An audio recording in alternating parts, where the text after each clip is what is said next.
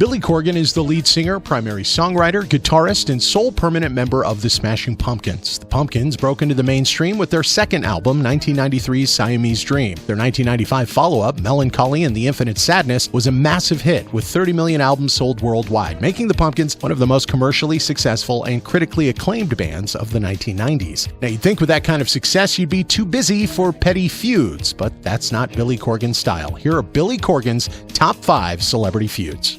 Number 5. Radiohead. Sometimes Billy will attack someone seemingly for no reason. In 2012, Corgan, in an interview with the website antiquiet.com, said, quote, "I'm not pissing on Rainbow, I'm not pissing on Deep Purple, but I'll piss on fucking Radiohead because of all the pomposity. The value system that says Johnny Greenwood is more valuable than Richie Blackmore? Not in the world I grew up in, buddy." Now, Radiohead did not respond, but their fans did. Corgan would later clarify his comments, saying, "It's not Radiohead that's pompous. In fact, I think Radiohead's a great band. It's just the pomposity that surrounds Radiohead in a culture that needs to celebrate them to reaffirm their own value system. Like, isn't it cool that Tom York just rolls out of bed, puts on a hat, and doesn't care? That's people reflecting on their own values back to themselves. That's the pomposity." Number 4. Anderson Cooper.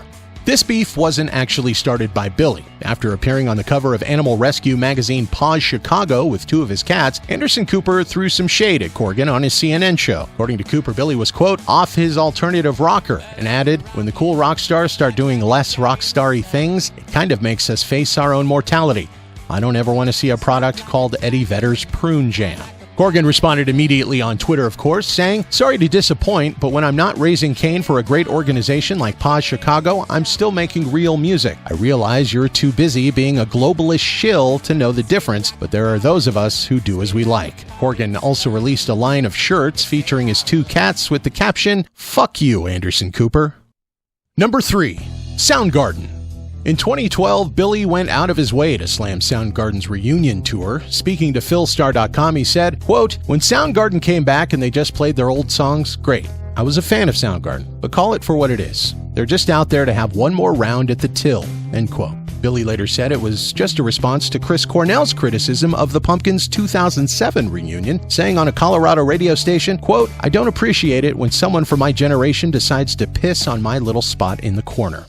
My point of having a problem with nostalgia acts for the artists that are from the grunge generation is it basically subverts the original meaning of the grunge generation's music, which was rebellion. So basically, everybody in their 40s are now all phoning it in. Let's call it for what it is. And yeah, maybe we'll put on one new song on the Greatest Hits album, but it's not really getting back on the horse. We need those artists to step up and take on the social issues, particularly, that are going on right now. And they're choosing an economic model over a socio-political one.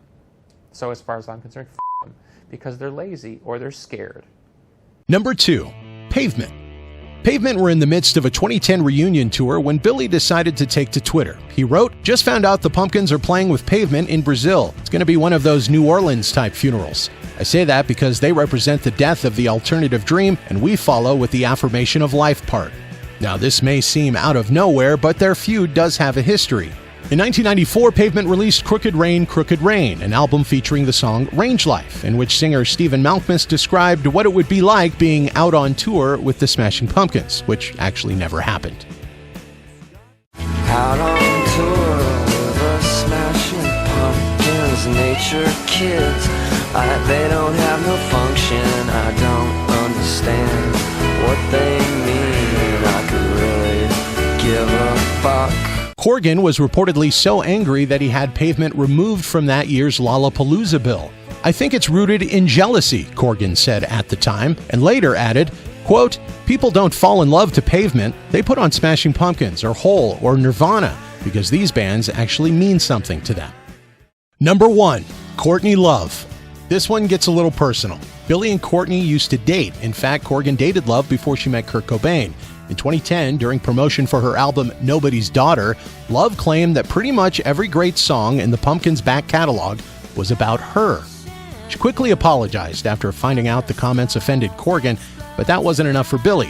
He shot back on Twitter, bringing up the well-known rumor that many of the songs on her breakout album Live Through This were written by Kurt Cobain, and that many songs on the follow-up Celebrity Skin were actually written by Billy. On Twitter, Corgan wrote, If you can't write your own songs, maybe you should just be happy that you fooled someone into doing your work for you. Maybe you should go live off your husband's money. He also tweeted about her parenting skills, writing, "Only you could abandon such a beautiful, incredible child who is smarter than you, cooler than you, and better than you." They have since made up. If we didn't mention your favorite Billy Corgan celebrity feud, please post it below in the comments. Thanks for watching. Please like and subscribe.